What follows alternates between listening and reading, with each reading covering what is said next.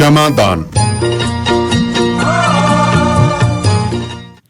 Radio Punjab today सुनने वाले तमाम ਸਰੋਤਿਆਂ ਨੂੰ ਮੇਰੇ ਵੱਲੋਂ ਯਾਨੀ ਕਿ ਸਵਰਨ ਸਿੰਘ ਦਾਨੇ ਵਾਲੀ ਸਰਦਾਰ ਜਸਵੀਰ ਸਿੰਘ ਭੱਟੀ, ਬਖਤੌਰ ਸਿੰਘ ਢਿੱਲੋਂ ਅਤੇ ਸਾਡੇ ਤਮਾਮ ਪੱਤਰਕਾਰ ਸਾਹਿਬਾਨਾਂ ਵੱਲੋਂ ਪਿਆਰ ਭਰੀ ਸਤਿ ਸ਼੍ਰੀ ਅਕਾਲ, ਖੁਸ਼ਾਮਦੀਦ।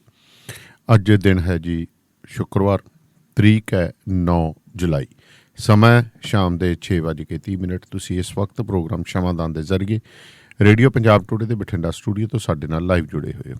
ਇਹ ਪ੍ਰੋਗਰਾਮ ਸੋਮਵਾਰ ਤੋਂ ਲੈ ਕੇ ਸ਼ੁੱਕਰਵਾਰ ਸ਼ਾਮ ਨੂੰ 6:30 ਦੇ ਉੱਤੇ ਲਾਈਵ ਪ੍ਰਸਾਰਿਤ ਕੀਤਾ ਜਾਂਦਾ ਹੈ। ਇਸ ਤੋਂ ਇਲਾਵਾ ਰੇਡੀਓ ਪੰਜਾਬ ਟੁਡੇ ਦਾ ਪ੍ਰੋਗਰਾਮ ਗੀਤ ਬਹਾਰ ਸਵੇਰੇ 7:30 ਵਜੇ ਲਾਈਵ ਪ੍ਰਸਾਰਿਤ ਕੀਤਾ ਜਾਂਦਾ, ਜਿਸ ਵਿੱਚ ਤੁਸੀਂ ਆਪਣੀਆਂ ਗੱਲਾਂ ਕਰ ਸਕਦੇ ਹੋ, ਫੋਨ ਮਨਪਸੰਦ ਗੀਤ ਸੁਣ ਸਕਦੇ ਹੋ। ਸੋ ਕਹਿਣ ਤੋਂ ਭਾਵ ਵੀ ਦਿਲਾਂ ਦੇ ਵਿੱਚ ਦੇ ਵਲਵਲੇ ਨੇ ਜਿਹੜੇ ਤੁਸੀਂ ਉੱਥੇ ਖੋਲ੍ਹ ਸਕਦੇ ਹੋ। ਅੱਜ ਦਾ ਇਹ ਪ੍ਰੋਗਰਾਮ ਤੁਹਾਡੇ ਤੱਕ ਪਹੁੰਚਾਇਆ ਜੀ ਵਾਸ਼ਿੰਗਟਨ ਫਰੇਟ ਸਰਵਿਸ ਸੈਟਲ ਵੱਲੋਂ, ਜਿਹੜੇ ਓਨਰ ਆਪਰੇਟਰ ਅਤੇ ਡਰਾਈਵਰ ਹਾਇਰ ਕਰ ਰਹੇ ਨੇ। ਤੁਹਾਡੀ ਸਹੂਲਤ ਦੇ ਲਈ ਪੰਜਾਬੀ 'ਚ ਡਿਸਪੈਚ ਕੀਤਾ ਜਾਂਦਾ ਗੁਰਵਿੰਦਰ ਸਿੰਘ ਧਾਲੀਵਾਲ ਹੋਰਾਂ ਨਾਲ 2063544060, ਜਗਦੇਵ ਸੰਧੂ ਹੋਰਾਂ ਨਾਲ 2532666924। ਸੋ ਪ੍ਰੋਗਰਾਮ ਦਾ ਆਗਾਜ਼ ਕਰਨ ਤੋਂ ਪਹਿਲਾਂ ਕੁਝ ਵਪਾਰਕ ਸੁਨੇਹੇ ਤੇ ਫਿਰ ਜੁੜਦੇ ਵਾਲੇ ਵੀਰੋ, ਧਿਆਨ ਨਾਲ ਸੁਣੋ। ਟਰੱਕ ਜਿੱਦਾਂ ਦਾ ਵੀ ਚਲਾਉਂਦੇ ਹੋ, ਮੈਨੂਅਲ ਜਾਂ ਆਟੋਮੈਟਿਕ, ਕੁਇਕ ਟਰੱਕ ਲਿਊਬ ਚੇਤੇ ਆਹੀ ਨਾ ਰੱਖਿਓ। ਟਰੱਕ ਦੀ ਵਧੀਆ ਸਰਵਿਸ ਲਈ ਕੁਇਕ ਟਰੱਕ ਲਿਊਬ। ਲਓ ਜੀ, ਤੀਜੀ ਲੋਕੇਸ਼ਨ ਵੀ ਖੋਲਤੀ ਆ, ਐਗਜ਼ਿਟ 579 ਫਰਮ ਹਾਈਵੇ 401 ਇਨ ਨਾਪਨੀ। ਆਹੋ ਜੀ, ਕੋਈ ਅਪਾਇੰਟਮੈਂਟ ਨਹੀਂ, drive through facility. Exit 579 firm highway 401 in ਨਾਪਨੀ। Quick truck lube, the one stop shop. 5196220660 ਜਾਂ quicktrucklube.com। QTL, because we care. Quick Truck Lube. JB Truck Repair, Yuba City, Certified Cummins, Detroit Freightliner, Western Star, Volvo, Caterpillar ਅਤੇ Series 60 engines, international ਅਤੇ automatic ਟਰਾਂਸਮਿਸ਼ਨਸ। 5 ਸਾਲ ਦਾ ਫਰੇਟਲਾਈਨ dealership ਦਾ experience. ਇਹ engine, truck, trailer, AC, electrical, DPF, DEF repair ਕਰਦੇ ਹਨ। Transmission, rear and, brakes, oil change ਕਰ ਦਿੰਦੇ ਹਨ। Certified 90 ਡੇ DOT inspection ਅਤੇ certified annual federal DOT inspection ਕਰਦੇ ਹਨ। 100 ਮਾਈਲ ਦੇ ਰੇਡੀਅਸ ਵਿੱਚ ਰੋਡ ਅਸਿਸਟੈਂਸ 24/7। ਨਵੇਂ ਕਸਟਮਰਸ ਲਈ 10% ਡਿਸਕਾਊਂਟ। ਹਫਤੇ ਦੇ 7 ਦਿਨ ਸਵੇਰੇ 7 ਤੋਂ ਸ਼ਾਮੀ 7 ਵਜੇ ਤੱਕ ਖੁੱਲੇ ਰਹਿੰਦੇ ਹਨ। ਹੋਰ ਜਾਣਕਾਰੀ ਲਈ ਕਾਲ ਜਗਰੂਪ ਬੋਇਲ 916-696-0634 ਜਾਂ ਜਗਰਾਜ ਬਲ 530-339-15। Address 3894 rail road avenue, Yuba city. ਇੱਥੇ ਹੁਣ ਟਰੱਕਾਂ ਦੇ ਯੂਜ਼ਡ ਤੇ ਬ੍ਰਾਂਡ ਨਿਊ ਟਾਇਰ ਵੀ ਮਿਲਦੇ ਹਨ। ਓਏ ਮੇਰੇ ਵੀਰ, ਮੈਨੂੰ ਬਸ ਇੱਕ ਗੱਲ ਦੱਸ ਦੇ ਵੀ ਆ ਜਿਹੜੀ ਤੂੰ ਟਰੈਵਲਿੰਗ ਕਰਦਾ ਤੇ ਉਹਦੇ ਤੋਂ ਬਾਅਦ ਫਰੈਸ਼ ਰਹਿਣਾ, ਇਹਦਾ ਰਾਜ਼ ਕੀ ਹੈ? ਇਹਦਾ ਰਾਜ਼ ਹੈ Arlington fuel stop. Arlington fuel stop 1801 pioneer street highway, exit 208 ਤੇ, ਜਿੱਥੇ ਤੁਹਾਨੂੰ ਫ੍ਰੀ ਕਾਫੀ, free fax service, free truck parking, ਰੋਟੀ, ਠੇਕਾ, ਲਾਂਡਰੀ, ਸ਼ਾਵਰ ਤੇ ਟਰੱਕਾਂ ਦਾ ਹੋਰ ਵੀ ਸਾਮਾਨ ਆਸਾਨੀ ਨਾਲ ਮਿਲੇਗਾ। ਹੁਣੇ ਕਾਲ ਕਰੋ 360-652-6066 ਯਾਨੀ 360652-6066। ਇਹ 2 ਲੋਕੇਸ਼ਨਾਂ ਤੋਂ ਸੇਵਾਵਾਂ ਪ੍ਰਦਾਨ ਕਰਦੇ ਨੇ। Second location Lost Hill travel center 14814 Elom street, Lost Hills. Phone number 661-797-2354। ਉਹ ਯਾਰ ਕੀ ਸੁਪਨੇ ਦੇਖੇ ਸੀ ਕੈਨੇਡਾ ਆਉਣ ਤੋਂ ਪਹਿਲਾਂ? ਉਹ ਸੁਪਨੇ ਪੂਰੇ ਕਰਨੇ ਆ ਤਾਂ ਡ੍ਰੀਮ ਲਾਈਨਰ ਐਕਸਪ੍ਰੈਸ ਵਾਲਿਆਂ ਨੂੰ ਕਾਲ ਕਰ। ਜੀ ਹਾਂ, ਡ੍ਰੀਮਲਾਈਨਰ express company, Calgary, Alberta, Canada, ਜਿਨ੍ਹਾਂ ਨੂੰ ਸਾਫ਼ ਸੁਥਰੇ ਰਿਕਾਰਡ ਤੇ 2 ਸਾਲਾਂ ਤਜਰਬੇ ਵਾਲੇ ਡਰਾਈਵਰਸ ਦੀ ਲੋੜ ਹੈ। ਇਹਨਾਂ ਕੋਲ ਕੈਲਗਰੀ, ਅਲਬਰਟਾ ਤੋਂ ਕੈਲੀਫੋਰਨੀਆ ਤੇ ਐਰੀਜ਼ੋਨਾ ਦੇ ਸਿੱਧੇ ਰਨ। ਇਹਨਾਂ ਕੋਲ ਡਰਾਈ ਤੇ ਰੀਫਰ ਲੋਡ ਵੀ ਹੈ। ਹੋਮ ਰਿਟਰਨ ਵਿਦਿਨ 5 ਡੇਜ਼, ਬਾਈ ਵੀਕਲੀ ਤੇ ਚੰਗੀ ਤਨਖਾਹ ਦਿੰਦੇ ਆ।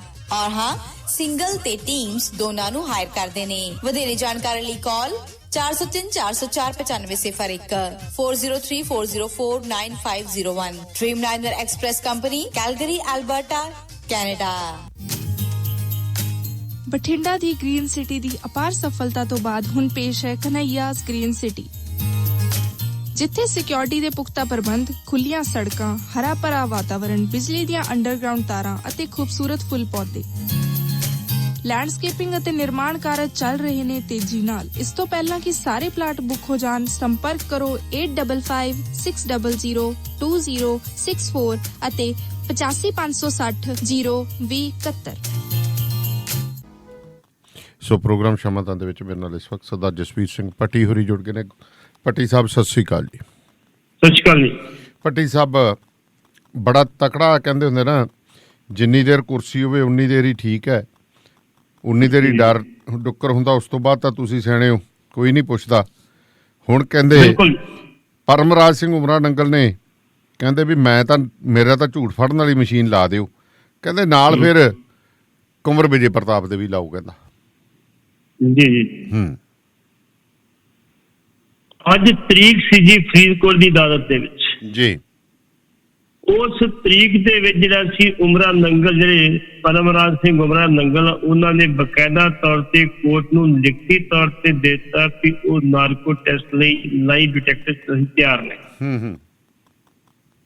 ਹੁਣ ਕੋਰਟ ਆਰਡਰ ਕਰੂਗੀ, ਕਰਾਉਣੇ ਕਿੱਥੋਂ? ਕੋਈ ਪੰਜਾਬ 'ਚ ਹੈਗਾ ਨਹੀਂ ਉਹ, ਪੰਜਾਬ 'ਚ ਨਹੀਂ ਹੈਗਾ, ਹਰਿਆਣਾ 'ਚ ਨਹੀਂ ਹੈ ਉਹ, ਜਦ ਦਿੱਲੀ ਮਿਲੂਗਾ ਜਾਂ ਕੋਈ ਵੈਸਟ ਦੇ ਸਾਊਥ ਦੇ ਕਿਸੇ ਸਟੇਟ ਮਿਲੂਗਾ ਜੀ। ਹੁਣ ਅਜੇ ਆਰਡਰ ਹੋਣਗੇ ਵੀ ਕਿੱਥੋਂ ਕਰਾਉਣਾ, ਲੇਕਿਨ ਉਹਨੇ ਬਾਹਰ ਪਹਿਲੀ ਵਾਰੀ ਆ ਕੇ ਗੱਲਬਾਤ ਕੀਤੀ ਜੀ। ਪਹਿਲੀ ਵਾਰੀ ਪੱਤਰਕਾਰ ਨੂੰ ਸੰਬੋਧਨ ਕੀਤਾ ਵੀ ਜਿਹੜਾ ਕੁੰਵਰ ਵਿਜੇ ਪ੍ਰਤਾਪ ਆ ਮੇਰਾ ਬੇਸ਼ੱਕ ਤੁਸੀਂ 5 ਵਾਰੀ ਕਰਾ ਦਿਓ, ਕੋਈ ਗੱਲ ਨਹੀਂ, ਮੈਂ ਅੱਜ ਤੱਕ ਪਹਿਲੀ ਸਿੱਟ ਨੂੰ ਸਹਿਯੋਗ ਕਰਦਾ ਰਿਹਾ ਤੇ ਇਸ ਸਿੱਟ ਨੂੰ ਸਹਿਯੋਗ ਕਰ ਰਿਹਾ ਕਿਉਂਕਿ ਮੇਰਾ ਇੱਥੇ ਰੋਲ ਨਹੀਂ ਜੀ। ਜਿਹੜੀ ਮੇਰੀ ਡਿਊਟੀ ਲੱਗੀ ਸੀ ਵੀ ਜਿਹੜੇ ਉੱਥੇ ਬੈਠੇ ਸੀ ਮਹਾਂਪੁਰਖ ਆ ਕੇ ਉਹਨਾਂ ਨੂੰ ਸਮਝਾਉਣ ਦੀ, ਸਮਝਾ ਕੇ ਤੇ ਛਾਉਣ ਦੀ, ਮੇਰਾ ਬਾਕੀ ਕੋਈ ਦੇਖਾ ਨਹੀਂ। ਲੇਕਿਨ ਕੁੰਵਰ ਵਿਜੇ ਪ੍ਰਤਾਪ ਨੇ ਜਿਹੜੀ ਕੋਟ ਕਪੂਰਾ ਦੇ ਨਾਲ ਮੈਨੂੰ ਜਿਹੜਾ ਸੀ ਡੈਬਲ ਕਲਾਂ ਕਾਂਚੀ ਬੁਲੇਟ ਲਿਆ, ਜਿੱਥੇ ਮੈਂ ਗਿਆ ਹੀ ਨਹੀਂ। ਅੱਛਾ ਜੀ, ਚਲੋ ਇਹ ਉਹਦਾ ਨਹੀਂ ਕਹਿਣ ਦੀ ਗੱਲ ਆ। ਉਹ ਕਿਹਾ ਗਿਆ ਜੀ ਤੁਸੀਂ ਵੇਖੋ, ਤੁਸੀਂ ਆਪਣੀ ਜਿਹੜੀ ਤੁਸੀਂ ਲਿਖਤੀ ਪੜਤੀ ਚਾਹੇ ਜੀ ਉੱਥੋਂ ਆਉਂਦਾ, ਬਿਲਕੁਲ ਮੈਨੂੰ ਮੇਰੇ ਡੀਜੀਪੀ ਨੇ ਕਿਹਾ ਤੇ ਮੈਂ ਤਦ ਆਇਆ ਉੱਥੇ। ਡੀਜੀਪੀ ਦੇ ਕਹਿਣ ਤੇ ਇੱਥੇ ਆਇਆ ਵੀ ਉਹਨਾਂ ਲੋਕਾਂ ਨੂੰ ਸਮਝਾ ਕੇ ਬਿਠਾਇਆ ਜਾਵੇ ਜੀ। ਨਾ ਮੈਂ ਗੋਲੀ ਚਲਾਉਣ ਵਾਲੇ ਸ਼ਾਮਲ ਆ ਤੇ ਨਾ ਹਟਾਉਣ ਵਾਲੇ ਸ਼ਾਮਲ। ਜਿਹੜੀ ਗੋਲੀ ਆ ਉਹ ਮੈਜਿਸਟਰੇਟ ਦੇ ਹੁਕਮ ਤੇ ਚੱਲੀ ਆ, ਇਸ ਕਰਕੇ ਉਹ ਮੈਜਿਸਟਰੇਟ ਜਾਣੇ ਤੇ ਅਦਾਲਤ ਜਾਣੇ। ਲੇਕਿਨ ਜਿਹੜਾ ਮੈਂ ਪੂਰਾ ਸਹਿਯੋਗ ਕੀਤਾ ਵਾ ਕੋਟ ਕਪੂਰਾ ਕਾਂਡ ਦੇ ਵਿੱਚ ਮੇਰੀ ਹੋਣੀ ਚਾਹੀਦੀ ਸੀ, ਲੇਕਿਨ ਮੈਨੂੰ ਬਹਿਬਲ ਕਲਾਂ ਕਾਂਡ ਤੋਂ ਫਸਾਇਆ ਗਿਆ ਜੀ। ਕਹਿੰਦਾ ਕੁੰਵਰ ਵਿਜੇ ਪ੍ਰਤਾਪ ਨੇ ਮੈਨੂੰ ਬਹਿਬਲ ਕਲਾਂ ਕਾਂਡ ਵਿੱਚ ਫਸਾਇਆ ਤੇ ਇਸ ਕਰਕੇ ਮੈਂ ਇਹ ਚਾਹੁੰਦਾ ਵੀ ਮੇਰਾ ਲਾਈਵ ਡਿਟੈਕਟਰ ਜ਼ਰੂਰ ਕਰੋ ਤੁਸੀਂ, ਮੇਰਾ ਨਾਰਕੋ ਟੈਸਟ ਜ਼ਰੂਰ ਕਰੋ ਤੁਸੀਂ, ਲੇਕਿਨ ਕੁੰਵਰ ਵਿਜੇ ਪ੍ਰਤਾਪ ਨੇ ਕਰੋ ਵੀ ਉਹਨੇ ਕਿਹੜੀ ਸਾਜ਼ਿਸ਼ ਤੱਕ ਮੈਨੂੰ ਉੱਥੇ ਫਸਾਇਆ ਜੀ। ਜਿਹੜੀ ਉਹਦੀ ਜਿਹੜੀ ਰਿਪੋਰਟ ਸੀ ਰੱਦ ਕਿਉਂ ਹੋਈ? ਇਸੇ ਕਰਕੇ ਹੋਈ ਆ ਕਿ ਉਹਨੇ ਆਪਣੀ ਜਿਹੜੀ ਸੀ ਮਰਜ਼ੀ ਨਾਲ ਕੰਮ ਕੀਤੇ, ਉਹਨੇ ਕਾਨੂੰਨ ਦੀ ਮਰਜ਼ੀ ਅਨੁਸਾਰ ਨਹੀਂ ਕੰਮ ਕੀਤੇ। ਇਸ ਕਰਕੇ ਮੇਰੀ ਮੰਗ ਇੱਕੋ ਹੀ ਆ, ਮੇਰਾ 5 ਵਾਰੀ ਕਲਾਓ, ਲੇਕਿਨ ਇੱਕ ਵਾਰੀ ਕੁੰਵਰ ਵਿਜੇ ਪ੍ਰਤਾਪ ਦੇ ਨਾਰਕੋ ਟੈਸਟ ਕਰਾਓ ਤਾਂ ਕਿ ਸੱਚਾਈ ਸਾਹਮਣੇ ਆ ਸਕੇ। ਇਹਦੇ ਪਰਮਰਾਜ ਉਮਰਾ ਨੰਗਲ ਦੇ ਇਸ ਬਿਆਨ ਤੋਂ ਤੁਸੀਂ ਕੀ ਸਮਝਦੇ ਹੋ ਕਿ ਕੀ ਸਥਿਤੀ ਪੈਦਾ ਹੋਈ?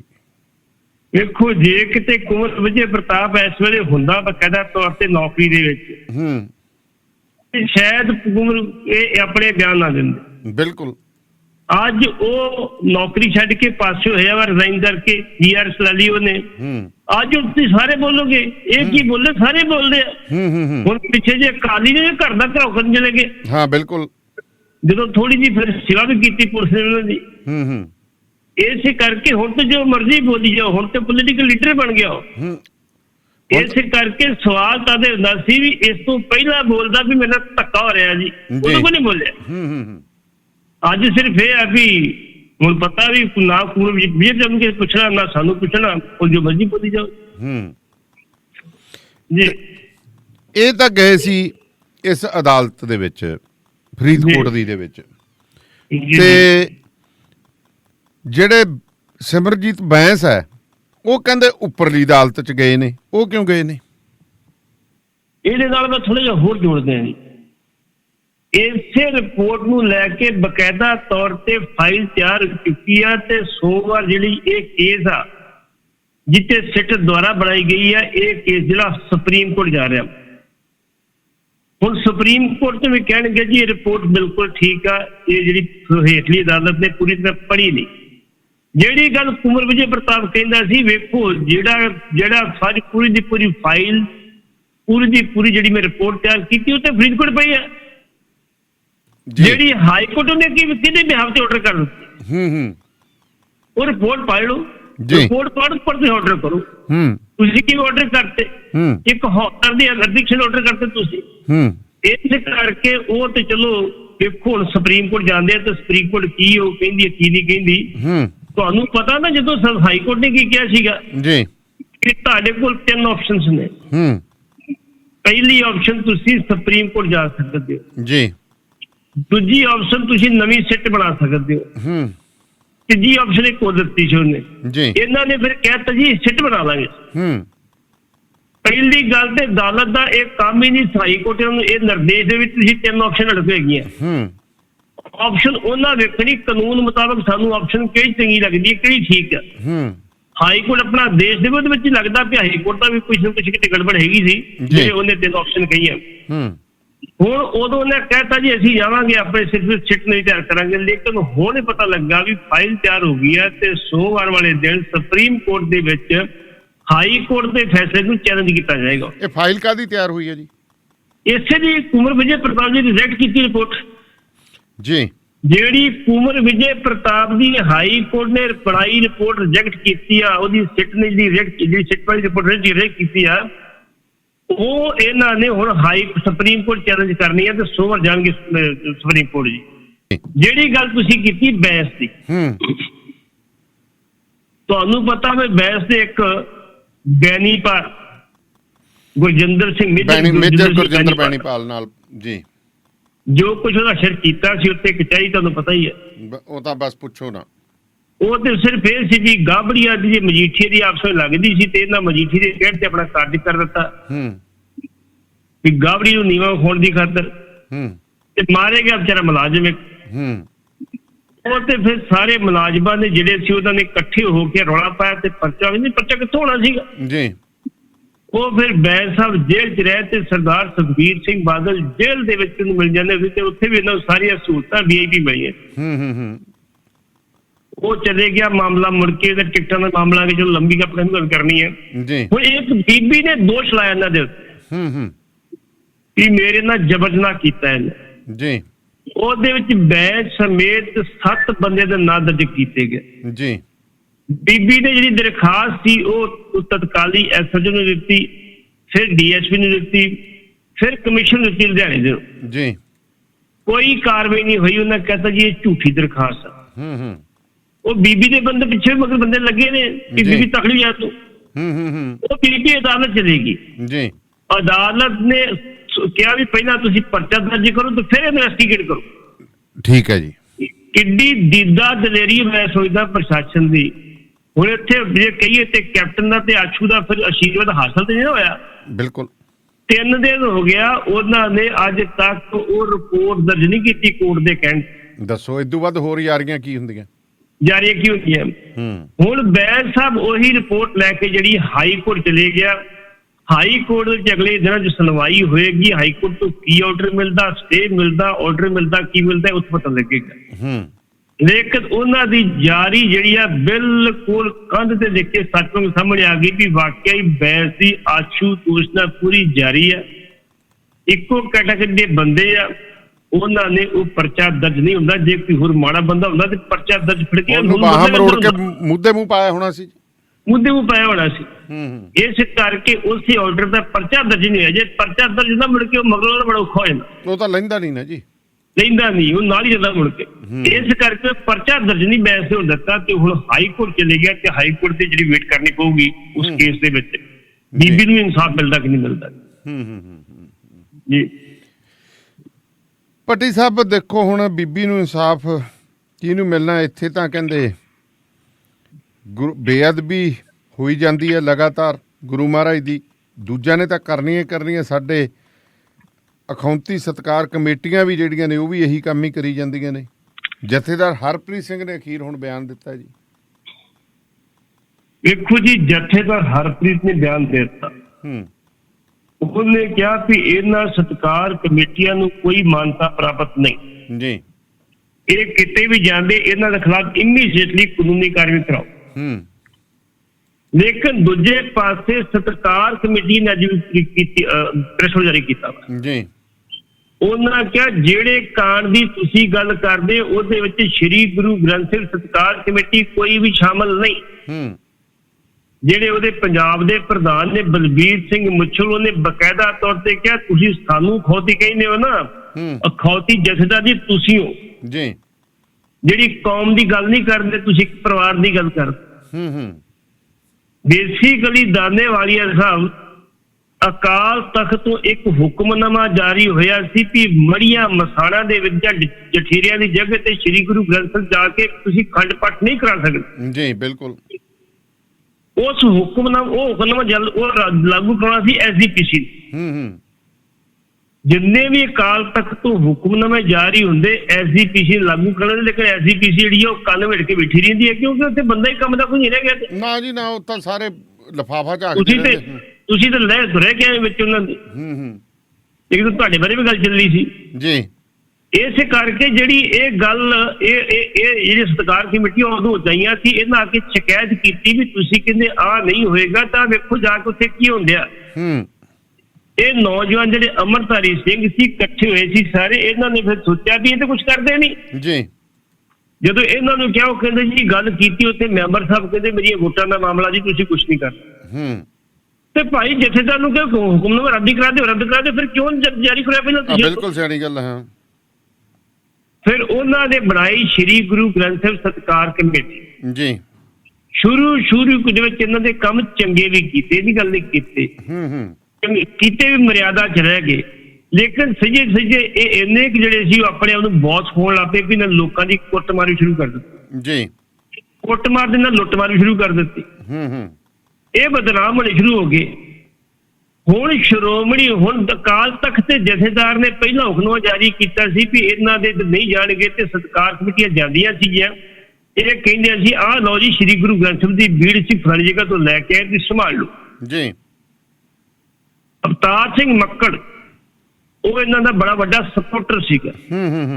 ਅਵਤਾਰ ਸਿੰਘ ਮੱਕੜ ਆਪ ਕਹਿੰਦਾ ਜੀ ਫਲਾਣੇ ਘਰ ਦੇ ਵਿੱਚ ਕਹਾ ਜੇ ਖੰਡ ਪਾਓ ਗੁਰੂ ਗ੍ਰੰਥ ਸਾਹਿਬ ਬੀੜ ਚੁੱਕ ਲਓ ਜਾ ਕੇ ਜੀ। ਮਤਲਬ ਉਹ ਹੀ ਪਤਾ ਨਹੀਂ ਕਿਹੜੀ ਏਜੰਸੀ ਦੇ ਇਸ਼ਾਰਿਆਂ ਤੇ ਕੰਮ ਕਰ ਰਿਹਾ ਸੀ ਵੀ ਜੇ ਕਿਸੇ ਦੇ ਘਰ ਤੇ ਚੁਕਾ ਦੋ, ਸਾਰੇ ਕਿਸੇ ਦੇ ਘਰ ਰਹਿਣ ਦੇਣੇ। ਫਿਰ ਹੁਣ ਜਿਹੜੀ ਸਤਿਕਾਰ ਕਮੇਟੀਆਂ ਫਿਰ ਲੁੱਟਮਾਰ ਵੀ ਕਰਨ ਲੱਗ ਪਈਆਂ ਤੇ ਕੁੱਟਮਾਰ ਵੀ ਕਰਨ ਲੱਗ ਪਈਆਂ ਜੀ। ਫਿਰ ਲੋਕਾਂ ਨੇ ਸ਼ਿਕਾਇਤਾਂ ਕੀਤੀਆਂ ਇਹਨਾਂ ਕੋਲ ਜੀ। ਕਈ ਜਗ੍ਹਾ ਸਤਿਕਾਰ ਕਮੇਟੀ ਕੁੱਟ ਵੀ ਪਈ, ਕੁੱਟ ਪੈਣ ਤੋਂ ਬਾਅਦ ਪਰਚੇ ਵਿੱਚ ਦਰਜ ਹੋਏ। ਫਿਰ ਇਹਨਾਂ ਨੂੰ ਜਿਹੜੀ ਸਾਡੇ ਹੈਗੇ ਆਪਣੇ ਝਬਾਲ ਗੋਲੀ ਵੀ ਚੱਲੀ ਸੀ ਉੱਥੇ। ਅੱਛਾ ਜੀ। ਬੰਦਾ ਵੀ ਇੱਕ ਫੱਟੜ ਹੋਇਆ ਸੀ ਉੱਥੇ ਨੂੰ। ਇੱਥੋਂ ਤੱਕ ਚਲੀ ਗਈ। ਹੁਣ ਸ਼੍ਰੋਮਣੀ ਕਮੇਟੀ ਜਿਹੜੀ ਆਪ ਤੋਂ ਕੁਝ ਕਰਦੀ ਨਹੀਂ, ਉਹ ਹੋਰਾਂ ਨੂੰ ਅੱਗੇ ਰੱਖਦੀ ਹੈ, ਹੋਰ ਅੱਗੇ ਕਰ ਦਿੰਦੀ ਹੈ। ਹੁਣ ਅਕਾਲ ਤਖਤ ਦੇ ਜਥੇਦਾਰ ਨੇ ਉਹਨਾਂ ਮੈਂਬਰਾਂ ਦੇ ਕਹਿਣ ਦੇ ਉੱਤੇ, ਜਿਹੜੇ ਮੈਂਬਰ ਕਹਿੰਦੇ ਸੀ ਨਾ ਵੀ ਵੇਖੋ ਜੀ ਸਾਡੇ ਵੋਟਾਂ ਦਾ ਮਾਮਲਾ ਵਾ, ਉਹਨਾਂ ਦੇ ਕਹਿਣ ਤੇ ਹੁਕਮਨਾਮਾ ਜਾਰੀ ਕਰਤਾ ਕਿ ਇਹ ਸਤਿਕਾਰ ਕਮੇਟੀਆਂ ਅਖੌਤੀ ਆ, ਇਹਨਾਂ ਨੂੰ ਸ਼੍ਰੋਮਣੀ ਕਮੇਟੀ ਤੇ ਅਕਾਲ ਤਖਤ ਵੱਲੋਂ ਕੋਈ ਮਾਨਤਾ ਪ੍ਰਾਪਤ ਨਹੀਂ ਜੀ। ਜਦੋਂ ਹੁਕਮਨਾਮਾ ਜਾਰੀ ਹੋਇਆ ਤੇ ਉਦੋਂ ਜਥੇਦਾਰ ਅੰਦਰ ਬਿਠਾ ਕੇ ਮੀਟਿੰਗ ਵੀ ਕਰਦੇ ਸੀ ਨਾਲ, ਤੇ ਇਹਨਾਂ ਨੂੰ ਬਹਿ ਕੇ ਚਾਹ ਪਾਣੀ ਵੀ ਪਿਆਉਂਦੇ ਸੀ। ਅੱਜ ਜਥੇਦਾਰ ਨੇ ਹੁਕਮ ਜਾਰੀ ਕਰਤਾ ਜੀ। ਸਤਿਕਾਰ ਕਮੇਟੀਆਂ ਕਹਿੰਦੀਆਂ ਪਹਿਲੀ ਗੱਲ ਤੇ ਜਿੱਥੋਂ ਦੀ ਤੁਸੀਂ ਗੱਲ ਕਰਦੇ ਉੱਥੇ ਸਤਿਕਾਰ ਕਮੇਟੀਆਂ ਨਹੀਂ ਗਈਆਂ, ਉੱਥੇ ਦਮਦਮੀ ਟਕਸਾਲ ਨਾਲੇ ਦੇ ਬੰਦੇ ਗਏ ਜੀ। ਉਹ ਤਾਂ ਚੁੱਕ ਕੇ ਲਏ ਸੀ, ਪੁੱਛੋ ਉਹਨਾਂ ਨੂੰ, ਸਮਝ ਕੇ ਪੁੱਛਦੇ ਹੋ। ਦੂਸਰੀ ਗੱਲ ਜਥੇਦਾਰ ਸਾਹਿਬ, ਅਸੀਂ ਅਖੌਤੀ ਨਹੀਂ, ਅਸੀਂ ਹੁਣ ਤੱਕ ਸ੍ਰੀ ਗੁਰੂ ਗ੍ਰੰਥ ਸਾਹਿਬ ਦੀ ਜਿਹੜੇ ਕੋਈ ਸ਼ਿਕਾਇਤਾਂ ਆਉਂਦੀਆਂ ਅਸੀਂ ਗਾਂ ਵੀ ਨਿਪਟਾਰਾ ਕਰੇ ਤੁਹਾਨੂੰ ਰੋਕ ਕੇ ਵਿਖਾਇਆ ਜੀ।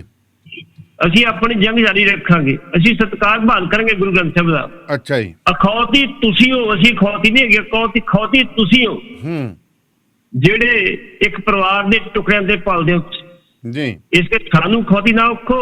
ਉਹਨਾਂ ਪ੍ਰੈਸ ਜਾਰੀ ਕਰਕੇ ਸੰਗਤਾਂ ਨੂੰ ਸੁਚੇਤ ਕੀਤਾ ਵੀ ਅਖੌਤੀ ਤਖਤਾਂ ਦੇ ਜਥੇਦਾਰ ਤੇ ਅਖੌਤੀ ਸ਼੍ਰੋਮਣੀ ਕਮੇਟੀ ਦੇ ਮੈਂਬਰਾਂ ਤੋਂ ਸਾਵਧਾਨ ਹੋ ਜੀ। ਹੁਣ ਦੋਵੇਂ ਆਮੋ ਸਾਹਮਣੇ ਹੋ ਗਏ ਆ।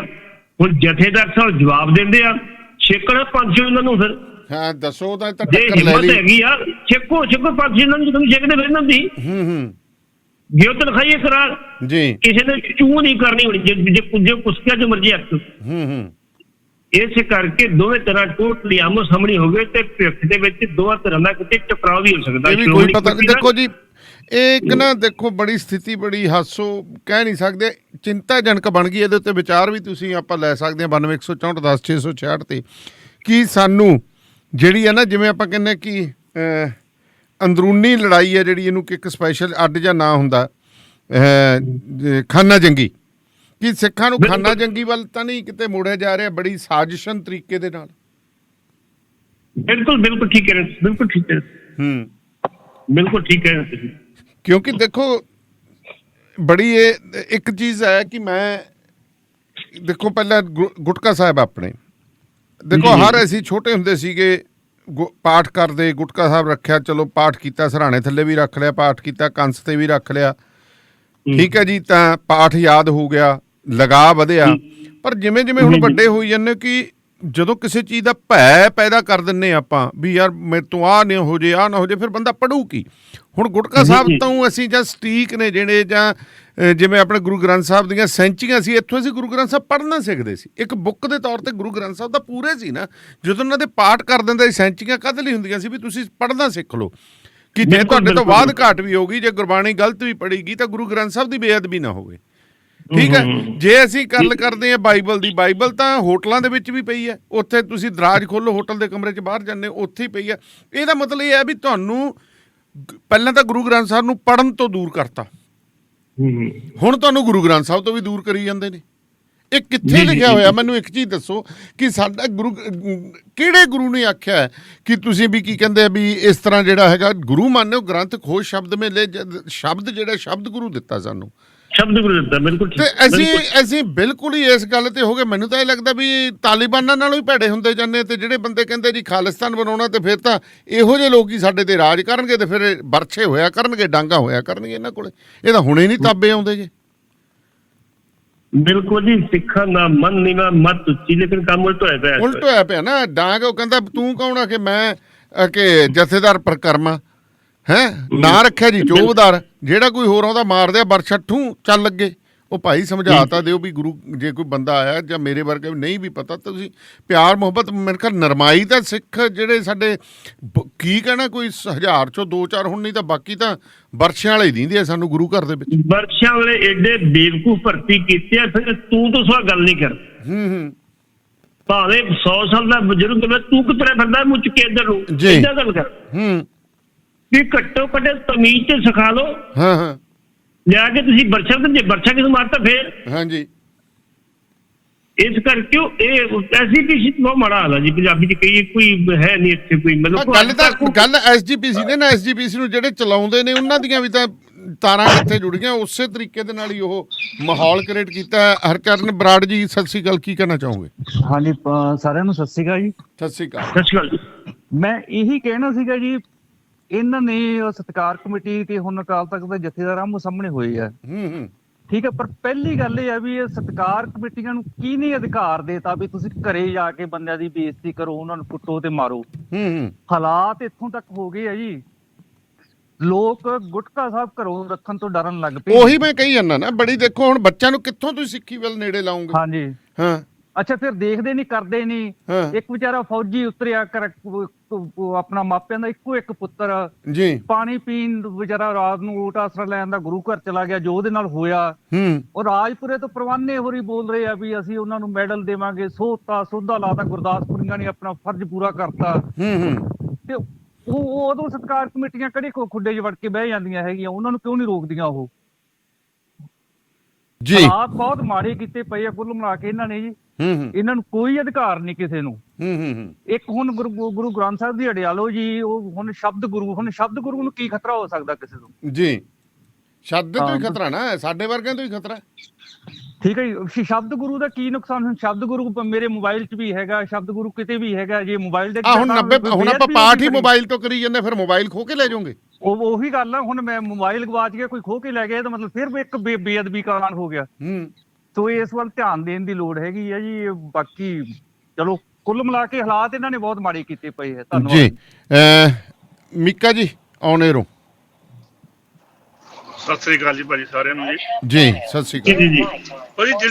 ਭਾਜੀ ਜਿਹੜੀ ਆਪਣੇ ਦਾਨੇ ਵਾਲੇ ਸਾਹਿਬ ਤੁਸੀਂ ਗੱਲ ਕਹੀ ਆ ਵੀ ਇਹ ਡਰਾਇਆ ਜਾ ਰਿਹਾ, ਡਰਾਇਆ ਬਿਲਕੁਲ ਇਸ ਕਰਕੇ ਜਾ ਰਿਹਾ ਵੀ ਜੇ ਲੋਕਾਂ ਦੇ ਮਨ ਚੋਂ ਇਸ ਚੀਜ਼ ਦਾ ਡਰ ਨਿਕਲਦਾ ਤਾਂ ਲੋਕਾਂ ਨੇ ਬਾਣੀ ਜਿਹੜੀ ਆ ਆਪ ਪੜ੍ਹਨੀ ਆ। ਆਪ ਪੜੂਗੇ ਤਾਂ ਸਮਝੂਗੇ, ਜੇ ਸਮਝੂਗੇ ਤਾਂ ਇਹਨਾਂ ਦੀ ਦੁਕਾਨਦਾਰੀ ਜਿਹੜੀ ਆ ਉਹ ਸਾਈਡ ਤੇ ਹੁੰਦੀ ਆ।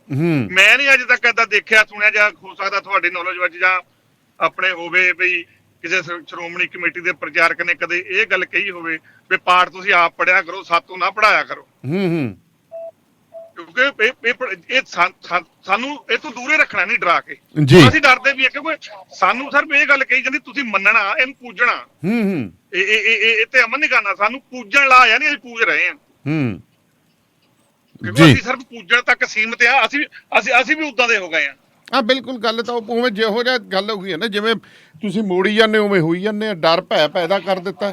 ਕਿਉਂਕਿ ਜੇ ਪੜੂਗੇ ਸਾਨੂੰ ਸਮਝ ਆਊਗੀ ਤਾਂ ਸਾਡੀ ਧਾਰਮਿਕ ਲੁੱਟ ਹੋਣੋਂ ਹਟ ਜਾਣੀ ਹੈ। ਜੇ ਧਾਰਮਿਕ ਲੁੱਟ ਹੋਣੋਂ ਹਟ ਗਈ ਤਾਂ ਇਹਨਾਂ ਦੇ ਕਿੱਦਾਂ ਕੋਠੀਆਂ ਮਹਿਲ ਮਨਾਰੇ ਪੈਣੇ ਆ ਜੀ। ਇਹ ਵੀ ਗੱਲ ਸਿਆਣੀ ਹੈ। ਕਿਉਂਕਿ ਧਾਰਮਿਕ ਲੁੱਟ ਹੋਣੋਂ ਹਟ ਜਾਣੀ ਜੇ ਅਸੀਂ ਬਾਣੀ ਪੜ੍ਹ ਕੇ ਸਮਝਣ ਲੱਗ ਪਏ। ਜਿੰਨਾ ਚਿਰ ਅਸੀਂ ਆਪ ਨਹੀਂ ਪੜ੍ਹਦੇ, ਆਪ ਸਮਝਦੇ ਨਹੀਂ, ਅਸੀਂ ਹਮੇਸ਼ਾ ਧਾਰਮਿਕ ਤੌਰ ਤੇ ਲੁੱਟ ਹੁੰਦੇ ਹੀ ਰਹਿਣਾ। ਭਾਈ ਸਤਿ ਸ੍ਰੀ ਅਕਾਲ ਜੀ। ਮੇਰੀ ਮਿਹਰਬਾਨੀ, ਕੋਈ ਗੱਲ ਨਹੀਂ ਜੀ, ਇਹ ਵਿਚਾਰ ਹੈ ਜੀ। ਬਾਜਵਾ ਸਾਹਿਬ ਸਤਿ ਸ੍ਰੀ ਅਕਾਲ ਜੀ। ਸਤਿ ਸ੍ਰੀ ਅਕਾਲ ਦਾਣੇ ਵਾਲੇ ਸਾਹਿਬ, ਪੱਟੀ ਸਾਹਿਬ ਸਤਿ ਸ੍ਰੀ ਅਕਾਲ ਜੀ। ਸਤਿ ਸ੍ਰੀ ਅਕਾਲ ਜੀ। ਦੇਖੋ ਪੱਟੀ ਸਾਹਿਬ, ਬੜਾ ਵਧੀਆ ਵਿਚਾਰ ਵਟਾਂਦਰਾ ਚੱਲ ਰਿਹਾ ਹੈ। ਤੁਸੀਂ ਸਤਿਕਾਰ ਕਮੇਟੀ ਦੀ ਗੱਲ ਕੀਤੀ ਹੈ, ਅਕਾਲ ਤਖਤ ਦੀ ਗੱਲ ਕੀਤੀ ਹੈ, ਦਮਦਮੇ ਟਕਸਾਲ ਦੀ ਵੀ ਗੱਲ ਕੀਤੀ ਹੈ। ਮੈਂ ਅਕਾਲ ਤਖਤ ਵਾਲੇ ਪਾਸੇ ਗੱਲ ਕਰਕੇ ਕਹਿਣ ਲੱਗਿਆ ਕਿ ਸਾਡੇ ਵਿੱਚ ਬਹੁਤ ਵੱਡੀ ਕਮਜ਼ੋਰੀ ਆ ਗਈ।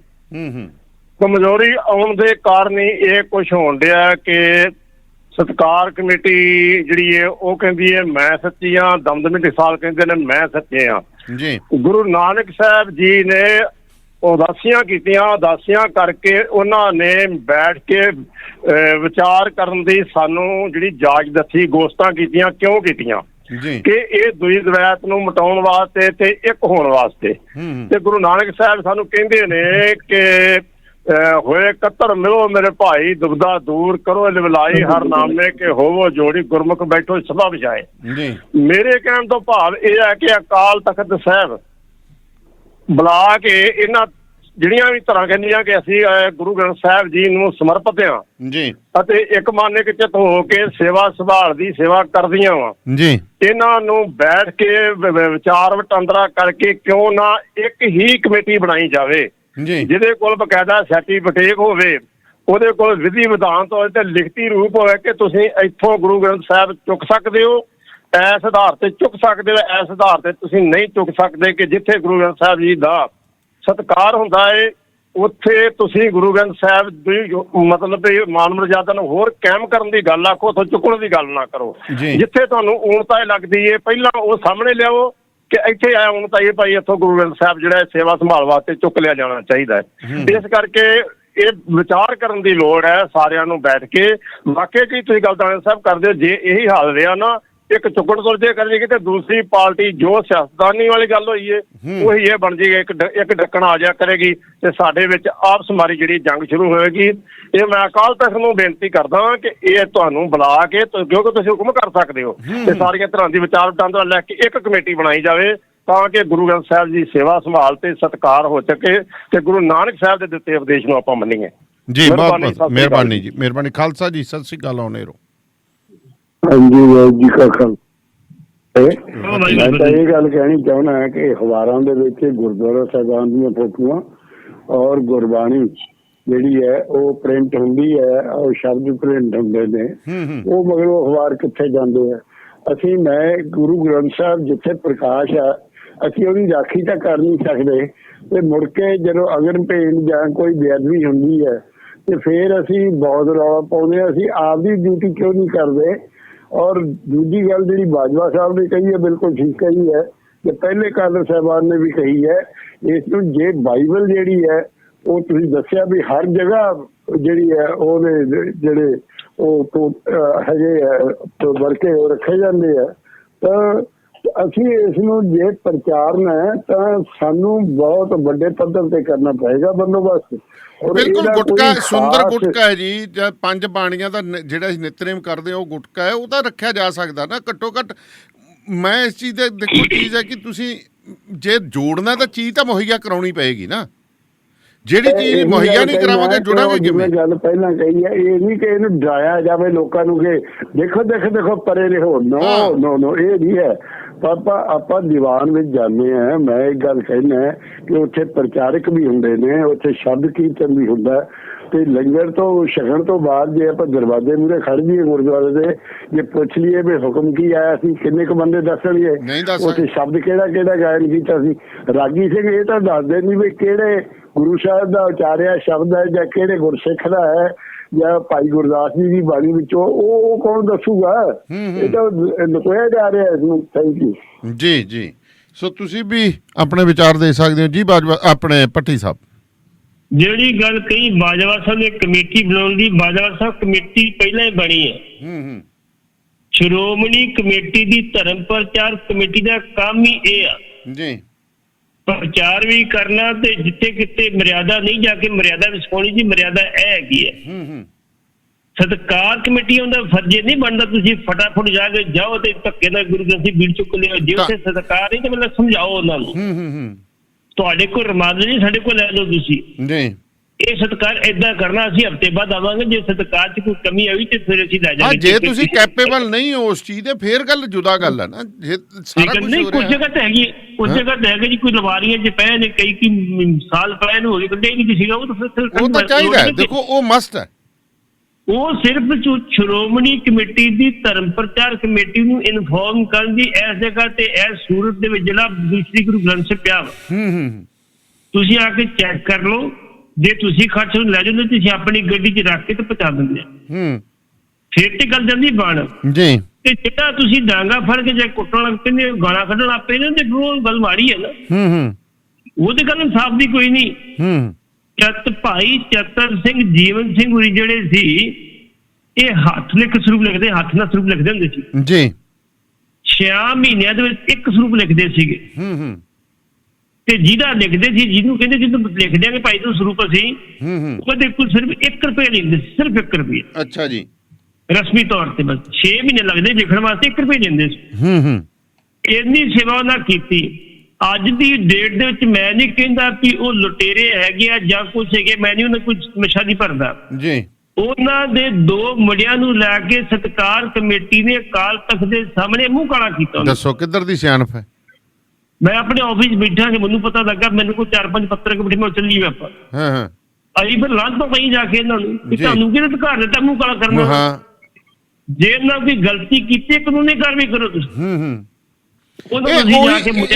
ਮੈਨੂੰ ਇੱਕੋ ਬਹੁਤ ਵੱਡੀ ਸ਼ੰਕਾ ਆਪਣੇ ਪੱਟੀ ਸਾਹਿਬ, ਅਸੀਂ ਤਾਲੀਬਾਨੀ ਦੇਖੋ, ਹੁਣ ਤਾਲੀਬਾਨ ਥੋੜਾ ਜਿਹਾ ਅਮਰੀਕਾ ਬਾਹਰ ਗਿਆ ਤੇ ਉਹਨਾਂ ਨੇ ਜਨਾਨੀਆਂ ਤਾੜਤੀਆਂ, ਦੇਖੋ ਅੰਦਰ। ਇਹਦਾ ਮਤਲਬ ਕੱਟੜਪੰਥੀਆਂ ਦੀ ਤਾਂ ਸੋਚ ਨਿਵੇਕਲੀ ਹੈ ਨਾ। ਫਿਰ ਇਹਦਾ ਫਿਰ ਜ਼ੁਲਮਾਨਾ ਸੋਚ ਹੈ, ਜਿੱਥੇ ਮਰਜ਼ੀ ਕੱਟੜਪੰਥੀਆਂ ਦੀ ਲੈ ਲਓ। ਸਾਡਾ ਗੁਰੂ ਨਾਨਕ ਤੇ ਤਾਂ ਕੱਟੜਪੰਥੀ ਦੇ ਖਿਲਾਫ ਜੰਗ ਲੜੀ। ਬਿਲਕੁਲ ਬਿਲਕੁਲ। ਗੁਰੂ ਨਾਨਕ ਦੇਵ ਜੀ ਦਾ ਤਾਂ ਫਲਸਫਾ ਹੀ ਕੱਟੜਪੰਥੀ ਦੇ ਵਿਰੁੱਧ ਹੈ। ਤੇ ਅਸੀਂ ਕੱਟੜਪੰਥੀ ਦੇ ਵਿੱਚ ਪਤਾ ਨਹੀਂ ਕੀ ਕਰਨ ਜਾ ਰਹੇ ਹਾਂ, ਕਿੱਧਰ ਨੂੰ ਲੈ ਕੇ ਜਾ ਰਹੇ ਹਾਂ ਅਸੀਂ। ਹੁਣ ਤੁਸੀਂ ਗੱਲ ਕਰਦੇ ਸ਼੍ਰੋਮਣੀ ਕਮੇਟੀ ਦੀ, ਆਪਾਂ ਗੱਲ ਕਰਦੇ ਹਾਂ ਸ਼੍ਰੋਮਣੀ ਕਮੇਟੀ ਦਾ ਕੱਚਾ ਮੁਲਾਜ਼ਮ ਤੇ ਇੱਕ ਪੱਕਾ ਮੁਲਾਜ਼ਮ ਸਵਰ ਜਵਾਈ ਸੀ ਜੀ। ਉਹਦੀ ਜਵਾਈ ਸੀ, ਸੱਸ ਬਿਮਾਰ ਸੀ, ਦੂਜੇ ਉਹਦੀ ਘਰ ਵਾਲੀ ਬਿਮਾਰ ਸੀ। ਉਹਨਾਂ ਦੇ ਕੋਲ ਕੋਈ ਪਾਦਰੀ ਆ ਗਿਆ, ਉਹ ਆਂਦਾ ਜੀ ਅਸੀਂ ਅਰਦਾਸ ਕਰਿਆ ਠੀਕ ਹੋ ਜੂ, ਤੇ ਤੁਹਾਡੇ ਘਰ ਕੋਈ ਬਹਿ ਕਿਸੇ ਹੋਰ ਧਰਮ ਦੇ ਗ੍ਰੰਥ ਪੜ੍ਹ ਤੁਸੀਂ ਬਾਹਰ ਕੱਢ ਦਿਓ ਜੀ। ਉਹਨਾਂ ਇੱਕ ਤੋੜੇ 'ਚ ਪਾਇਆ ਤੇ ਜਿਹੜੀ ਕੂੜੇ ਵਾਲੀ ਖੋਡੀ ਸੀ ਫੜਾ। ਹਾਂਜੀ, ਉਹ ਅੰਮ੍ਰਿਤਸਰ। ਹਾਂਜੀ, ਅੰਮ੍ਰਿਤਸਰ ਵੇਖੋ। ਉਹ ਜਦੋਂ ਕੂੜੇ ਵਾਲੀ ਗੱਡੀ ਗਈ, ਉਹ ਸੁੱਟਣ ਲੱਗੇ, ਉਹਨੇ ਵੇਖਿਆ ਤੇ ਗੁਟਕੇ 'ਚ ਗਿਆ, ਉਹਨੇ ਗੱਡੀ ਉੱਥੇ ਹੀ ਮੋੜੀ, ਸਿੱਧੇ ਥਾਣੇ ਲਾਇਆ। ਜੇ ਸ਼੍ਰੋਮਣੀ ਕਮੇਟੀ ਦੇ ਮੁਲਾਜ਼ਮਾਂ ਨੂੰ ਸਤਿਕਾਰ ਦਾ ਨਹੀਂ ਪਤਾ, ਕਿ ਬਾਕੀ ਨੂੰ ਕਿਸੇ ਨੂੰ ਕੀ ਕਹਾਂਗੇ। ਇਸ ਕਰਕੇ ਬਾਜਵਾ ਸਾਹਿਬ ਕਮੇਟੀ ਵੀ ਬਣੀ ਆ, ਸਭ ਕੁਝ ਬਣਿਆ, ਲੇਕਿਨ ਪ੍ਰੋਪਰ ਕੰਮ ਨਹੀਂ ਕਰਦੇ। ਕਹਿੰਦੇ ਜੀ ਰਹਿਣ ਦਿਓ, ਜੋ ਚੱਲਦਾ ਕੋਈ ਗੱਲ ਨਹੀਂ, ਸਾਡੀ ਵੋਟਾਂ ਦਾ ਮਾਮਲਾ। ਰੌਲਾ ਤਾਂ ਆਹੀ ਹੈ ਨਾ, ਹਰ ਚੀਜ਼ ਵੋਟਾਂ ਦੇ ਉੱਥੇ ਗੱਲ ਹੀ ਕੋਈ ਨਹੀਂ, ਜੋ ਮਰਜ਼ੀ ਕਰੀ ਜਾਓ ਉੱਥੇ। ਅੱਜ ਦੀ ਡੇਟ ਦੇ ਵਿੱਚ ਵੀ ਅਕਾਲ ਤਖਤ ਤੇ ਤੁਹਾਡੇ ਖਿਲਾਫ ਕਾਰਵਾਈ ਹੋ ਸਕਦੀ ਹੈ। ਜੇ ਕਿਤੇ ਵੱਡੇ ਲੀਡਰ ਦੀ ਗੱਲ ਆ ਗਈ ਤਾਂ ਉੱਥੇ ਪੁੱਛਣਾ ਕੁਝ ਨਹੀਂ, ਕੋਈ ਨਹੀਂ ਪੁੱਛਦਾ ਜੀ। ਦੇਖੋ ਨਾ, ਸਰਸੇ ਨੇ ਲਿਖਵਾ ਲਿਆ ਯੂਆਰ ਐਕਸਲੈਂਸੀ, ਲੈਫਟੀਨੈਂਟ ਕਰਨਲ ਜੈਦਰ ਕੋਲ ਲਿਖਵਾ ਲਿਆ। ਉਧਰ ਤੇ ਗੱਲ ਨਹੀਂ ਕਰਦੇ, ਆ ਛੋਟੀਆਂ ਮੋਟੀਆਂ ਗੱਲਾਂ ਬਾਤਾਂ ਕਰੀ ਜਾਂਦੇ। ਜਥੇਦਾਰ ਵੇਖੋ ਜਾਣੇ ਵਾਲੇ ਸਾਹਿਬ, ਜਥੇਦਾਰ ਕੋਲੇ ਗਨਮੈਨ ਨਹੀਂ ਹੋਣੇ ਚਾਹੀਦੇ ਜੀ। ਜਥੇਦਾਰ ਜਾਵੇ ਤੇ ਲੋਕਾਂ ਦੀਆਂ ਸੱਤਾਂ ਦੇਖੇ 10 ਬੰਦੇ ਬੈਠੇ ਹੋ ਤੇ ਦੱਸੇ ਵੀ ਗੁਰੂ ਕੀ ਆ ਸਾਡਾ, ਉਹ ਤਾਂ ਦੱਸਦਾ ਨਹੀਂ ਨਾ ਕੋਈ। ਨਹੀਂ ਜਾਣਾ ਹੀ ਨਹੀਂ। ਸੰਗੀਨਾ ਦੀ ਛਾਂ ਛੱਡ ਕੇ ਕਿਹਦੀ ਪ੍ਰਚਾਰ ਹੋ ਸਕਦਾ ਜੀ। ਸੰਗੀਨਾ ਦੀ ਛਾਂ ਹੇਠਾਂ ਰਹਿ ਕੇ ਲੁੱਟਮਾਰ ਕੀਤੀ ਜਾ ਸਕਦੀ, ਪ੍ਰਚਾਰ ਨਹੀਂ ਹੋ ਸਕਦਾ। ਇਸ ਕਰਕੇ ਜਿਹੜਾ ਵੀ ਜਿਸੇ ਤਰ੍ਹਾਂ ਦਾ ਸਰਕਾਰ ਗੱਡੀ ਦੇ ਦਿੰਦੀ, ਇੱਕ ਉਹਨੂੰ ਜਿਪਸੀ ਨਾਲ 10-12 ਗਨਮੈਨ ਦੇ ਦਿੰਦੀ ਆ, ਹੂਟਰ ਮਾਰਦੇ ਜਾਂਦੇ ਜੀ ਲੋਕਾਂ ਨੂੰ ਥੱਲੇ, ਹੂਟਰ ਮਾਰਦੇ ਜਾਂਦੇ। ਇੱਕ ਗੱਡੀ ਐਸਜੀਪੀਸੀ ਦੇ ਦਿੰਦੀ, ਉਹ ਚ 500 ਤੇ ਸੇਵਾ ਤੇ ਕਿਰਪਾਨ ਵਾਲੇ ਹੁੰਦੇ ਆ। ਇੱਕ ਜਿਹੜਾ ਜਥੇਦਾਰ ਜਾ ਰਿਹਾ, ਉਹਨਾਂ ਤੇ ਮੇਰੇ ਖਿਆਲ ਸੀਐਮ ਨੂੰ ਵੱਧ ਸਿਕਿਉਰਿਟੀ ਤਾਂ ਹੁੰਦੀ ਹੈ ਜੀ। ਇਸ ਕਰਕੇ ਸੰਗੀਨਾ ਦੀ ਛਾਂ ਹੇਠਾਂ ਜਿਹੜੀ ਉਹ ਤੁਸੀਂ ਜਿਹੜਾ ਵਾ ਉਹ ਲੁੱਟਮਾਰ ਕਰ ਸਕਦੇ ਹੋ, ਧਰਮ ਪ੍ਰਚਾਰ ਨਹੀਂ ਕਰ ਸਕਦੇ। ਧਰਮ ਪ੍ਰਚਾਰ ਕਰਨਾ ਤੇ ਮੈਂ ਅੱਗੇ ਵੀ ਤੁਹਾਡੇ ਗੱਲ ਕਰਦਾ, ਗਿਆਨੀ ਚੇਤ ਸਿੰਘ ਘਰੋਂ ਆਉਂਦੇ ਸੀ ਤੇ ਹਰ ਧਰਮ ਦੇ ਲੱਗੇ ਰਸਤੇ 'ਚ ਦੁਕਾਨਦਾਰ ਉੱਠ ਕੇ ਜੁੱਤੀ ਲਾ ਕੇ ਆਪਣੀ ਗੱਦੀ ਤੋਂ ਉੱਠ ਕੇ ਬਿਲਕੁਲ ਬੜੇ ਵਾਰੀ ਅੱਗੇ ਵੀ ਤੁਸੀਂ ਜੀ ਕਾਲ ਲੈ ਲਈਏ ਜੀ, ਫਿਰ ਅੱਗੇ ਚੱਲਦੇ ਆ 92-164 ਤੇ ਜੀ ਤੁਸੀਂ ਆਉਂਦੇ। ਸਤਿ ਸ੍ਰੀ ਅਕਾਲ ਧੰਨਵਾਦ ਸਾਹਿਬ ਪੱਟੀ ਸਾਹਿਬ ਜੀ। ਸਤਿ ਸ੍ਰੀ ਅਕਾਲ ਜੀ। ਜਥੇਦਾਰ ਦੇ ਸਾਹਿਬ ਦੀ ਗੱਲ ਚੱਲ ਪਈ ਜੀ, ਇੰਨਾ ਹੋਣਾ ਚਾਹੀਦਾ, ਬਗੈਰ ਗੰਨਾਂ ਤੋਂ ਹੋਣੇ ਚਾਹੀਦੇ ਆ। ਇਹ ਮੇਰਾ ਖਿਆਲ ਇਹਨਾਂ ਦਾ ਪਹਿਲਾ ਚੱਕਰ ਸੀਗਾ ਬਹਿਰੀਨ ਦਾ ਜੀ। ਪਹਿਲਾਂ ਤਾਂ ਬੰਦਾ ਬਣ ਕੇ ਇਹਨੇ ਚੁੱਪ ਕਰਕੇ ਪਲੇਨ ਚੜਨ ਲੱਗੇ ਨੇ ਸ੍ਰੀ ਸਾਹਿਬ ਲਾ ਕੇ ਫੜਾਤੀ ਉਹਨਾਂ ਨੂੰ। ਉੱਥੇ ਉਤਰਿਆ, ਗੁਰਦੁਆਰੇ ਗਿਆ, ਆਖੇ ਜੀ ਮੈਨੂੰ ਵੱਡੀ ਸ੍ਰੀ ਸਾਹਿਬ ਚਾਹੀਦੀ ਹੈ। ਉੱਥੇ ਉਹਨਾਂ ਨੇ ਪਤਾ ਨੀ ਵਿਚਾਰਿਆਂ ਨੇ ਭਾਲ ਫੂਲ ਕੇ ਕਦੋਂ ਲੈ ਆਂਦੀ। ਤੇ ਬਹਿਰੀਨ ਚ ਤੁਹਾਨੂੰ ਪਤਾ ਵੀ ਰਾਜੇ ਦਾ ਰਾਜ ਆ, ਉੱਥੇ ਅਲਾਉਡ ਨਹੀਂ ਇਹ ਜਿਹੀਆਂ ਚੀਜ਼ਾਂ ਜੀ। ਉੱਥੇ ਸਾਡੇ ਹੁੰਦੇ 3-4 ਵਾਰ ਗੁਰੂ ਸਾਹਿਬ ਦੇ ਸਰੂਪ ਚੱਕ ਕੇ ਲੈ ਗਈ ਆ ਪੁਲਿਸ ਸਣੇ ਜੁੱਤੀਆਂ ਗੁਰਦੁਆਰੇ ਜਾ ਕੇ। ਤੇ ਉੱਥੇ ਨਖਰੇ ਕਰਕੇ ਕਹਿੰਦਾ ਵੀ ਮੈਨੂੰ ਸ੍ਰੀ ਸਾਹਿਬ ਵੱਡੀ ਚਾਹੀਦੀ ਆ। ਉਹ ਕਿਸੇ ਨੇ ਭਾਲ ਭੂਲ ਕੇ ਲਿਆਤੀ, ਚਲੋ ਕਿਸੇ ਅਰਬੀ ਕੋਲੇ ਸੀਗੀ, ਕਿਸੇ ਕੋਲੇ ਪਈ ਵੱਡੀ। ਤੇ ਉਹ ਬਾਅਦ ਚ ਇਹਨੇ ਆਪਦਾ ਜੋ ਸ਼ੌਂਕ ਸੀਗਾ ਪੂਰਾ ਕੀਤਾ ਜਥੇਦਾਰੀ ਦਾ। ਤੇ ਜੇ ਉਸ ਟਾਈਮ ਗੁਰੂ ਘਰ ਦੇ ਵਿੱਚ ਆ ਕੇ ਪੁਲਿਸ ਆ ਜਾਂਦੀ ਜੀ, ਫਿਰ ਇਹਦਾ ਕੀ ਬਣਦਾ ਉੱਥੇ। ਆਇਆ ਜੇ ਨਖਰੇ ਕਰਦੇ ਬਾਹਰ ਜਾ ਕੇ, ਤੁਸੀਂ ਜਥੇਦਾਰ ਕਹਿੰਦੇ ਵੀ ਜਥੇਦਾਰ ਨੂੰ ਜੀ ਪੱਟੀ ਸਾਹਿਬ ਜਿਹੜੀ ਗੱਲ ਤੁਸੀਂ ਕਹੀ ਆ ਜੀ ਸ੍ਰੀ ਸਾਹਿਬ ਲਾਉਣ ਦੀ, ਬੀਬੀ ਕਿਰਨਜੋਤ ਨੇ ਬਕਾਇਦਾ ਤੌਰ ਤੇ ਕਿਹਾ ਸੀ ਵੀ ਮੈਂ ਕੈਨੇਡਾ ਗਈ ਜੀ, ਕੈਨੇਡਾ ਦੇ ਲੋਕਲ ਫਾਈਲ ਗਈ ਆ ਤੇ ਮੇਰਾ ਸ੍ਰੀ ਸਾਹਿਬ ਕਿਸੇ ਨੇ ਲਵਾਇਆ। ਕੈਨੇਡਾ ਦਾ ਫਿਰ ਆਪਾਂ ਦੂਜਾ ਪੰਜਾਬ ਕਹਿ ਦਿੰਦੇ ਨੇ ਜੀ, ਉੱਥੇ ਤਾਂ ਬਹੁਤ ਜ਼ਿਆਦਾ ਜੀ। ਲੇਕਿਨ ਜਦੋਂ ਅਸੀਂ ਇੱਥੋਂ ਇੰਡੀਆ ਦੇ ਆਪਣੇ ਜਹਾਜ਼ ਚੜ੍ਹਦੇ ਆ, ਪਹਿਲਾਂ ਸ੍ਰੀ ਸਾਹਿਬ ਦਾ ਰੱਖੋ ਜਿੱਥੇ ਤੁਸੀਂ ਜੀ। ਜੇ ਕਿਸੇ ਨੇ ਕੋਈ ਕਾਰਵਾਈ ਕਰਨੀ ਹੈ, ਛੁਰੀਆਂ ਕਾਟੇ ਦਿੰਦੇ ਨਾ ਛਕੜ ਛਕਣ ਵਾਸਤੇ, ਤੇ ਉਹ ਸ੍ਰੀ ਸਾਹਿਬ ਜ਼ਿਆਦਾ ਖਤਰਨਾਕ ਜੀ ਉੱਥੇ ਵੀ ਹੋ ਸਕਦੀ ਹੈ। ਲੇਕਿਨ ਕਦੀ ਅਸੀਂ ਪਲੀਜ਼ ਲਈ ਨਹੀਂ ਜਾ ਕੇ ਉੱਥੇ। ਅਸੀਂ ਕਿਸੇ ਸਮਝਾਇਆ ਕਿਸੇ ਮਿਨਿਸਟਰ ਨੂੰ, ਕਦੀ ਦੇਖਿਆ ਵੀ ਆਹ ਗਲਤ ਹੈਗੀ, ਆਹ ਗੱਲ ਗਲਤ ਹੈ ਜੀ। ਦਮਦਮੀ ਟਕਸਾਲ ਵਾਲੇ ਆਪਣੇ ਨੂੰ ਕੱਟੜ ਕਹਿੰਦੇ, ਉਹ ਵੀ ਸਾਰੇ ਗਾਤਰੇ ਲਾ ਕੇ ਤੇ ਆਪਣੇ ਪਹਿਲਾਂ ਬੈਗਾਂ ਚ ਪਾ ਦਿੰਦੇ ਤੇ ਸਮਾਨ ਜਮਾ ਹੁੰਦੇ ਜੀ, ਫਿਰ ਘਰ ਚ ਬਹਿੰਦੇ ਹੋ। ਜਿੰਨੇ ਜਥੇਦਾਰ ਖੜੇ ਕਰਦੇ ਆ, ਗਿਆਨੀ ਆਨੰਦਗੜ੍ਹ ਨੇ ਕੋਈ ਕਿਹਾ ਜੀ ਉਹਦਾ ਮੈਂ ਜਾਂਦਾ ਹੀ ਨਹੀਂ ਗਿਆ, ਮੁੜ ਕੇ ਫਿਰ ਸਾਰਾ ਸੁਣਿਆ ਤੇ ਕੋਈ ਗੱਲ ਨਹੀਂ, ਕੁਛ ਨਹੀਂ ਲਾ ਦੇ, ਕੋਈ ਗੱਲ ਨਹੀਂ ਚੱਲਦੀ, ਕੋਈ ਗੱਲ ਜੀ, ਫਿਰ ਮੁੜ ਕੇ ਗਿਆ ਉਹ। ਇਸੇ ਕਰਕੇ ਜਿਹੜੀ ਗੱਲ ਇਹਨਾਂ ਕੀਤੀ, ਇੱਕ ਨਹੀਂ ਸਾਰੇ ਇਹ ਕਰਦੇ ਆ ਜੀ। ਜਿਹੜੀ ਕਿਰਪਾਨ ਫੜਨ ਦੀ ਤੁਸੀਂ ਗੱਲ ਕੀਤੀ, ਚਲੋ ਰਵਾਇਤ ਹੈਗੀ ਹੈ, ਜੇ ਕਿਤੇ ਬੈਨ ਹੈ ਤੇ ਨਾ ਫੜੇ, ਕੀ ਫਰਕ ਪੈਂਦਾ, ਤੇ ਗੱਲ ਕਰਨ ਤੇ ਪ੍ਰਚਾਰ ਕਰਨ ਤੇ ਆਪਣੀ ਗੱਲ ਆ। ਤੇ ਗੱਲ ਤਾਂ ਤੁਸੀਂ ਮੂੰਹ ਨਾਲ ਕਰਨੀ ਕਿ ਕਿਰਪਾਨ ਨਾਲ ਕਰਨੀ ਹੈ ਜੀ। ਅੱਗੇ ਮਾਨ ਸਾਹਿਬ ਨੇ ਕਿਰਪਾਨ ਫੜ ਕੇ ਚੰਦ ਚਾੜ ਦਿੱਤਾ ਸੀ ਵੀ ਜਦੋਂ ਕਹਿੰਦੇ ਕਿਰਪਾਨ ਤੋਂ ਪਾਰਲੀਮੈਂਟ ਜਾਣਾ ਹੀ ਨਹੀਂ। ਇਸੇ ਕਰਕੇ ਮੁੜ ਕੇ ਉਹਨਾਂ ਕੀ ਕੀਤਾ ਸੀ, ਮੁੜ ਕੇ ਉਹ ਮੁੱਦਾ ਮਗਰੋਂ ਲਾਉਣ ਦੀ ਖਿਲਾਏ ਭਾਈ ਰਣਜੀਤ ਸਿੰਘ ਜਿਹਦੇ ਅਕਾਲ ਤਖਤ ਸੀ, ਤੇ ਅਕਾਲ ਤਖਤ ਤੇ ਭੇਟ ਕਰਤੀ ਜੀ, ਆਹ ਲਓ ਜੀ ਕਿਰਪਾਨ ਸਿੰਘ ਦੱਸੋ ਸਾਨੂੰ ਕੀ ਹੁਕਮ ਹੋਣ ਜੀ। ਉਹ ਕਹਿੰਦੇ ਘਰ ਨੂੰ ਜਾਓ, ਫਿਰ ਤੁਹਾਨੂੰ ਕੀ ਹੁੰਦਾ। ਇਸ ਕਰਕੇ ਜਿਹੜੀ ਇਹ ਕਿਰਪਾਨ ਦੀ ਗੱਲ ਕਰਦੇ ਆ, ਸਾਡਾ ਰਵਾਇਤੀ ਹਥਿਆਰ ਜ਼ਰੂਰ ਆ। ਜੇ ਕਿਤੇ ਬੈਨ ਆ ਬਾਹਰ ਦੇ ਦੇਸ਼ਾਂ ਦੇ ਵਿੱਚ, ਤੁਹਾਨੂੰ ਨਹੀਂ ਲੈਣਾ ਚਾਹੀਦਾ, ਕੋਈ ਗੱਲ ਨਹੀਂ ਜੀ। ਹਾਂ, ਛੋਟੀ ਕਿਰਪਾਨ 6 ਇੰਚ ਦੀ ਜਿਹੜੀ ਆ ਤੁਸੀਂ ਪਾ ਸਕਦੇ ਹੋ, ਪਾ ਕੇ ਰੱਖੋ, ਕੋਈ ਗੱਲ ਨਹੀਂ। ਉਹਦੇ ਵਿੱਚ ਜਿਹੜੀ ਆ ਉਹ ਜਦੋਂ ਜਾਂਦੇ ਨੇ, ਕਿਸੇ ਵੀ ਜਹਾਜ਼ ਜਾਂਦੇ ਨੇ, ਤੁਸੀਂ ਮੈਂ ਕਹਿੰਦਾ ਵੀ ਅੰਮ੍ਰਿਤਸਰ ਤੋਂ ਲੈ ਕੇ ਪਟਨਾ ਸਾਹਿਬ ਚੱਲ ਜਾਓ, ਇੱਥੇ ਕਿਰਪਾਨ ਦਿਲਵਾ ਦਿੰਦੇ ਹੋ। ਬਸ ਲੱਗੀ ਫੱਬੀ ਹੈ ਜੀ ਸਾਰਿਆਂ ਦੀ। ਇਸ ਕਰਕੇ ਉਹ ਤੇ ਜਥੇਦਾਰਾਂ ਨੂੰ, ਸ਼੍ਰੋਮਣੀ ਕਮੇਟੀ ਨੂੰ, ਸ਼੍ਰੋਮਣੀ ਕਮੇਟੀ ਜਿਹੜੀ ਆ ਜਦੋਂ ਦੇ ਜਥੇਦਾਰ ਗੁਰਚਰਨ ਸਿੰਘ ਟੋਲਾ ਚਲੇ ਗਏ ਨਾ, ਉਦੋਂ ਬਾਅਦ ਸ਼੍ਰੋਮਣੀ ਦੀ ਗਿਰਾਵਟ ਹੀ ਆਈ, ਗਿਰਾਵਟ ਤੋਂ ਗਿਰਾਵਟ ਆਈ। ਉਦੋਂ ਮਾੜਾ ਮੋਟਾ ਹੈਗਾ ਸੀ ਦਬਦਬਾ ਸ਼੍ਰੋਮਣੀ ਕਮੇਟੀ ਦਾ। ਜਥੇਦਾਰ ਗੁਰਚਰਨ ਸਿੰਘ ਨਾਲ ਜਾ ਕੇ ਮਿਲ ਵੀ ਲੈਂਦੇ ਸੀਗੇ ਜੀ, ਪ੍ਰਧਾਨ ਮੰਤਰੀ ਨੂੰ ਮਿਲ ਲੈਂਦੇ ਸੀਗੇ, ਸਾਰਿਆਂ ਨੂੰ ਮਿਲ ਲੈਂਦੇ ਸੀ। ਪ੍ਰਧਾਨ ਉਹ ਆਪ ਸੀ ਨਾ, ਹੁਣ ਤਾਂ ਬਣਾਏ ਲਿਫਾਫਿਆਂ ਚੋਂ ਨਿਕਲੇ, ਉਹ ਆਪ ਪ੍ਰਧਾਨ ਬਣੇ ਸੀ। ਫਰਕ ਤਾਂ ਇੰਨਾ ਹੀ ਆ ਜਾਂਦਾ, ਜ਼ਰੂਰਤ ਤਾਂ ਉੱਥੋਂ ਹੀ ਆਊਗੀ ਨਾ।